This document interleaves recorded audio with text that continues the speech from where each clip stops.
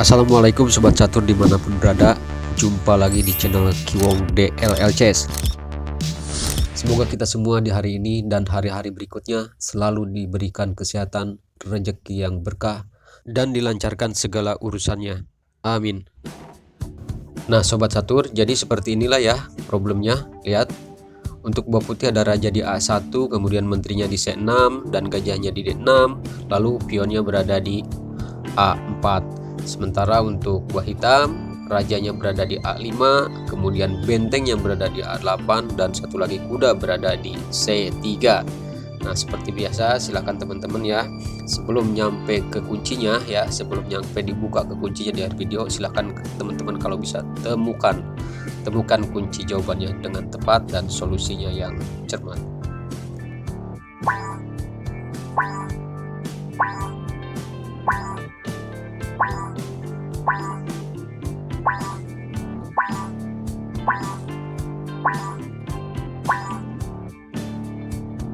Bagaimana Sobat Catur? Mudah atau gampang? Oke, kalau Anda sudah bisa menemukan kunci jawabannya, Anda hebat dan saya mengucapkan selamat. Tapi buat yang masih berpikir, nggak usah khawatir ya. Nanti di akhir video bakal ada kunci jawabannya. Oke teman-teman, seperti biasa akan sedikit saya ulas ya di analisanya, dan silahkan kita lihat sama-sama. Sebagai analisa pertama, kita coba menteri memakan benteng A8. Nah, ketika raja hitam ini disekak oleh menteri, maka jalan satu-satunya hanya ke B6.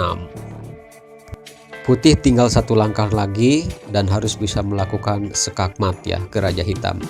Nah, apabila disekak oleh pion, maka raja hitam akan lolos atau akan kabur ke B5. Dan percobaan ini gagal ya teman-teman ya. Oke, kita kembali ke posisi semula.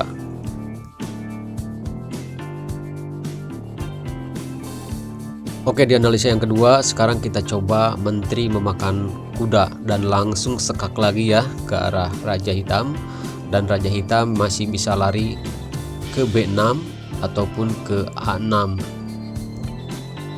Nah, sekarang di langkah kedua putih, apabila menteri melakukan sekak ya ke C7, ini raja masih bisa lolos ya, masih bisa menyelamatkan diri ke A6 ya. Nah, dan ini pun percobaannya atau analisa yang kedua ini gagal lagi ya teman-teman. Baiklah teman-teman, saya rasa sudah cukup ya. Dua analisa itu saja sudah cukup. Dan sekarang kunci jawaban dan solusinya di problem catur dua langkah mat ini. Mari kita sama-sama perhatikan dan kita simak. Oke Sobat Catur, jadi kunci di problem catur ini terletak pada menteri ya. Menteri yaitu melangkah satu langkah ke B7. Nah coba lihat apa yang akan dilakukan oleh raja hitam. Apakah raja memakan pion, atau benteng mengusir menteri, atau kuda yang akan bergerak. Nah sekarang kalau seandainya raja hitam memakan pion, maka ini mati ya, jelas ya, disekak oleh menteri ke B4.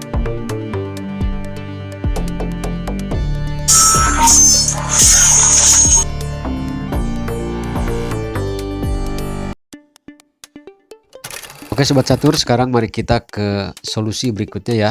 Tadi solusi pertama, sekarang solusi yang kedua. Oke, kuncinya menteri ke B7. Nah, kalau raja hitam menjalankan kudanya memakan pion, maka ini jelas terlihat ya sekak matnya oleh gajah. Ingat, gajah jangan sampai melakukan sekak mat ke C7 karena akan ditutup oleh kuda. Nah ya, kemudian yang kedua ya, jangan juga menteri yang melakukan sekak ke B4 ya, jangan oleh menteri tapi oleh gajah. Kalau pakai menteri, rajanya akan lari ke A6. Nah jadi sekak matnya oleh gajah ya.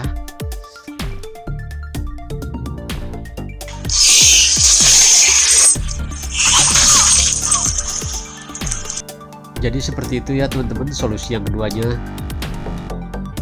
Oke, sekarang kita lihat solusi yang ketiga, solusi yang terakhir ya.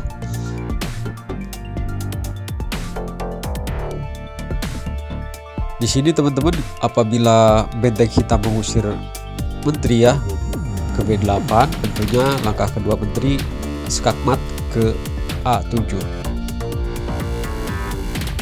Checkmate. Baiklah teman-teman, jadi seperti itu ya matinya problem catur dua langkah mat dengan 3 solusi. Terima kasih atas waktunya. Assalamualaikum, jangan lupa di subscribe.